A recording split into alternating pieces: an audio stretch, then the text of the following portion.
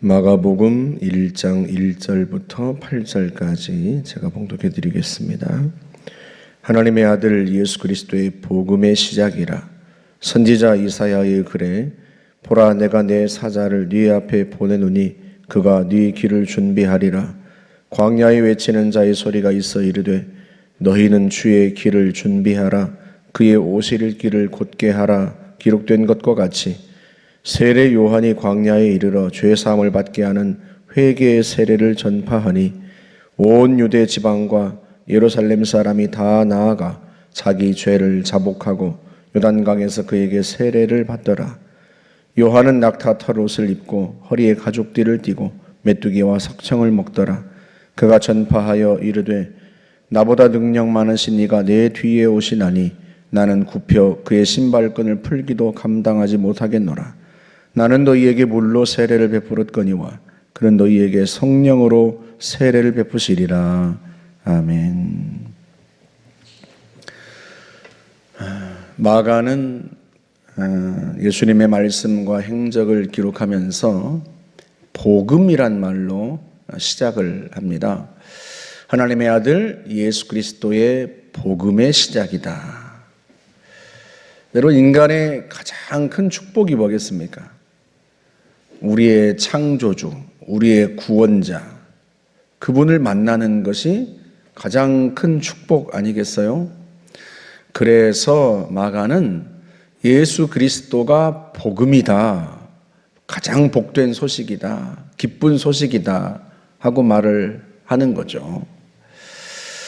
창조주께서, 우리의 구원자께서 이 땅에 오신 것, 그게 복된 소식이고 기쁜 소식이에요. 그게 복음입니다. 그런데 마가는 그 복음을 어떻게 시작하는가?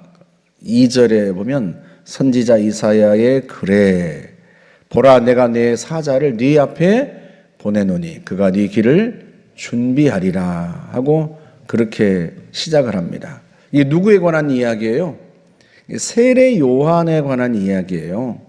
2절과 3절은 세례 요한을 소개하는 글인데 구약성경을 인용한 말씀입니다. 그러니까 복음을 어떻게 시작하는가? 세례 요한으로부터 시작하는데 더 정확하게 말하면 2절과 3절은 세례 요한에 대한 소개고 꾸민 말이니까 정확하게 보면 1절과 4절 그렇게 이어진다고 볼 수 있어요. 그래서 제가 1절과 4절을 곧바로 이어서 제가 세번역으로 한번 이렇게 읽어드리도록 하겠습니다. 우리말 성경으로. 하나님의 아들 예수 그리스도에 관한 복음은 이렇게 시작됩니다. 세례자 요한이 광야에 나타나서 죄 용서를 위한 회개의 세례를 선포했습니다. 복음이 어떻게 시작돼요? 세례 요한으로부터 시작되는데 정확하게 말하면 세례 요한이 회개의 세례를 선포하는 것으로부터 그 복음이 시작되고 있는 거예요. 그러면 왜 회개의 세례, 그러니까 회개를 선포하는 것으로부터 복음이 시작되는가? 3절의 말씀이 이제 그런 의미입니다. 광야에서 외치는 자의 소리가 있어 이르되 너희는 주의 길을 준비하라. 그가 오실 길을 곧게 하라. 그러니까 아무리 복된 소식이어도 그 주님을 만나지 못한다면 그게 어떻게 기쁜 소식이 되겠어요? 주님을 만나는 것, 그게 우리에겐 최고의 축복이란 말이죠. 그런데 그 주님을 만날 수 있도록 그 주님이 오시는 길을 준비해라. 그런 의미입니다. 그게 회개입니다. 주님이 내게 오시는 길을 준비하는 것, 그렇게 해서 주님을 만날 수 있도록 준비하는 것, 그게 회개예요. 이 말씀을 그림처럼 보여주는 장면이 있는데 그게 요한계시록 3장 20절 말씀이에요. 볼지어다 내가 문 밖에 서서 두드리노니 누구든지 내 음성을 듣고 문을 열면 내가 그에게로 들어가 그와 더불어 먹고 그는 나와 더불어 먹으리라. 이 구절을 가지고 홀만 헌트라고 하는 사람이 세상의 빛이라고 하는 제목의 그림을 그렸습니다. 여러분 혹시 그런 그림 보신 적 있을 거예요. 예수님께서 등불을 들고 이렇게 문 밖에 서서 이렇게 놓고 문을 두드리는 요 장면, 그런 그림 보신 적 있을 겁니다. 홀만 헌트는 그 문을 사람의 마음의 문이라고 그렇게 생각을 했어요. 그래서 사람의 마음의 문 밖에서 예수님께서 두드리신다. 근데 문을 열어야 예수님이 들어오시지 않겠습니까? 근데 문을 열지 않으면 어떻게 예수님께서 들어오시겠어요? 그런데 문을 여는 것, 그게 회개란 뜻이에요. 회개. 그렇게 해서 문을 열면, 내가 회개하고 마음의 문을 열면 주님께서 내게 들어오셔서 나와 함께 사신다. 내가 그와 더불어 먹고 그는 나와 더불어 먹으리라. 함께 먹고 산다는 의미잖아요. 함께 산다. 여러분 마태복음 1장 23절에서는 그 장면을 미리 보여주죠.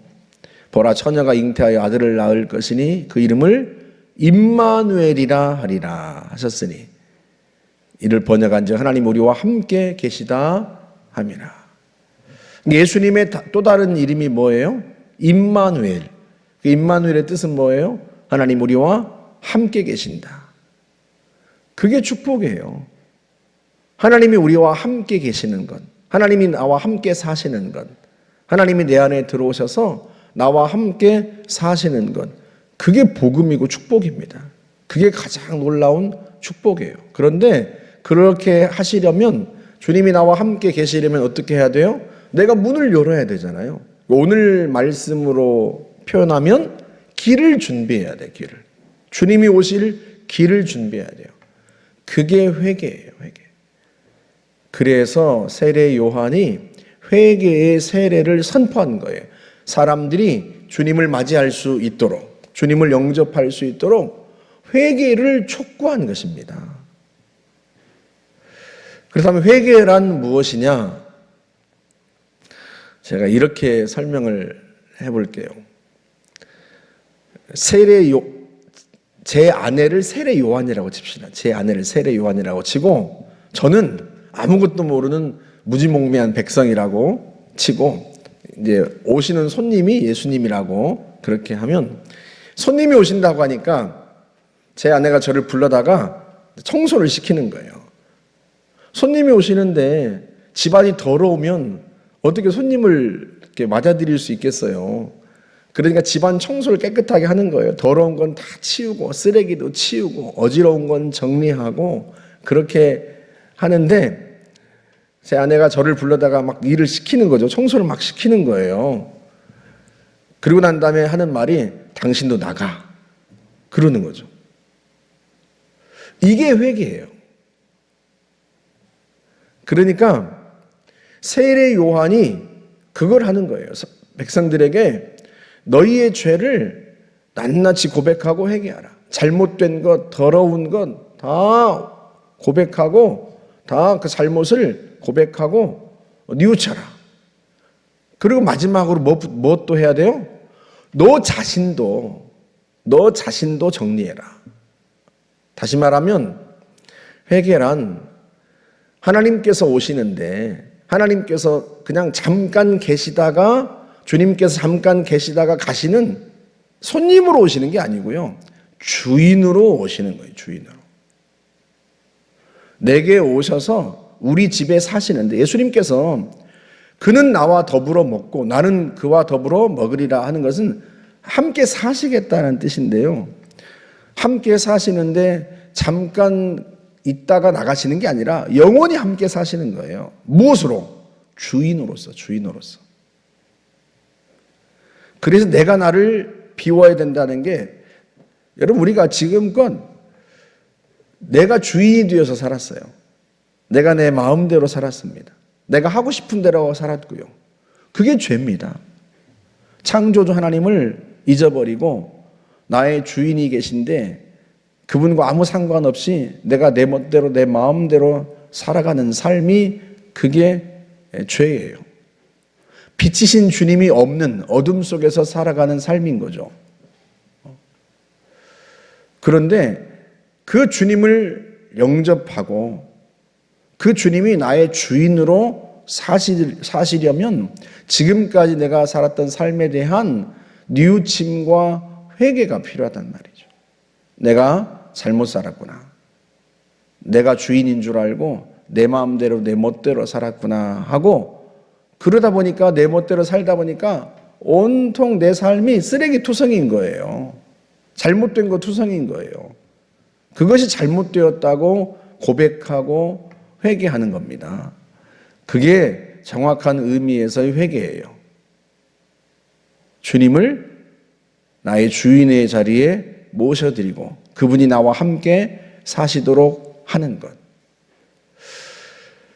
그래서 이 회개에는요, 성령의 은총이 필요합니다. 왜냐하면 사람은요, 쉽게 자기 자신이 주인된 자리를 내어주지 않아요. 이거는 예수님을 믿고 난 후에도 마찬가지입니다. 사람들이 예수님을 믿고 난 후에도, 예수님을 영접하고 난 후에도, 예수님을 모셔드리고 난 후에도요, 여전히 자기가 주인인 줄 알아요. 예수님은 그저 내가 필요하고 원할 때 나의 기도를 들어주시고 내 소원을 들어주시는 분 정도로 생각합니다. 그리고는 다른 건 간섭하지 말라는 거예요. 그래서 인간이요, 우리가 주인의 자리를 쉽게 내어주지 않아요. 그래서 성령의 은총이 필요해요. 성령의 역사가 필요해요. 그래서 8절에서 세례 요한이 이야기하죠. 나는 물로 세례를 베풀었거니와 그는 너희에게 성령으로 세례를 베푸시리라. 성령님이 우리 가운데 오셔서 진정한 회개를 할 수 있도록 도우시는 거예요. 성령께서 우리에게 빛을 비추어 주시어서 내가 주인된 삶이 얼마나 악하고 얼마나 죄된 건지를 깨우쳐 주시고요. 아, 이대로 살면 안 되는구나. 정말로 예수님께서 나의 주인이 되셔야 되는구나.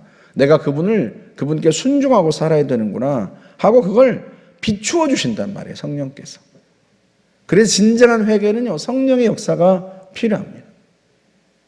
그래서 우리가 늘 기도해야 하는 거죠. 성령께서 언제나 나를 비추어 주시도록.